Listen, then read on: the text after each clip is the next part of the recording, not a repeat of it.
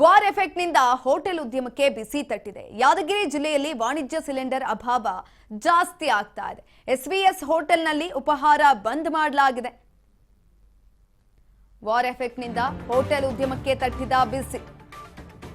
ಯಾದಗಿರಿ ಜಿಲ್ಲೆಯಲ್ಲಿ ವಾಣಿಜ್ಯ ಸಿಲಿಂಡರ್ ಅಭಾವ ಜಾಸ್ತಿ ಆಗ್ತಾ ಇದೆ. ಎಸ್ವಿಎಸ್ ಹೋಟೆಲ್ನಲ್ಲಿ ಉಪಹಾರ ಬಂದ್ ಆಗಿದೆ. ದೋಸೆ, ಪೂರಿ ಸೇರಿ ವಿವಿಧ ಬಗೆಯ ಉಪಹಾರವನ್ನ ಕಟ್ ಮಾಡಿರುವಂಥದ್ದು. ಒಂದು ವಾರದಿಂದ ಉಪಹಾರವನ್ನ ಬಂದ್ ಮಾಡಲಾಗಿದೆ. ಆರ್ಥಿಕ ಸಂಕಷ್ಟವನ್ನ ಕೂಡ ಎದುರಿಸ್ತಾ ಇದ್ದಾರೆ. ಉಪಹಾರ ಬಂದ್ ಮಾಡಿ ಕೇವಲ ಊಟ ಮಾತ್ರ ಲಭ್ಯ ಅಂತ ಬೋರ್ಡ್ ಅನ್ನ ಕೂಡ ಹಾಕಿದ್ದಾರೆ. ಸಿಲಿಂಡರ್ ಪೂರೈಕೆ ಮಾಡುವಂತೆ ಮಾಲೀಕರಿಗೆ ಆಗ್ರಹವನ್ನ ಕೂಡ ಮಾಡಲಾಗ್ತಾ ಇದೆ. ಈ ಸಂದರ್ಭದಲ್ಲಿ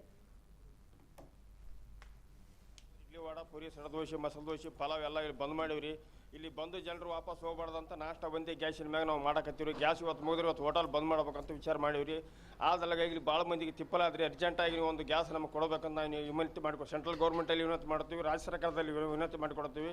ಸಿದ್ದರಾಮಯ್ಯನವರು ದಯವಿಟ್ಟು ಇದು ಗ್ಯಾಸಿಂದ ನಮಗೆ ಸಮಸ್ಯೆ ಬಗೆಹರಿಸಬೇಕಂದ್ರೆ ನಾವು ನಿಮ್ಮಲ್ಲಿ ವಿನಂತಿ ಮಾಡಿಕೊಳ್ಳುತ್ತೇವೆ.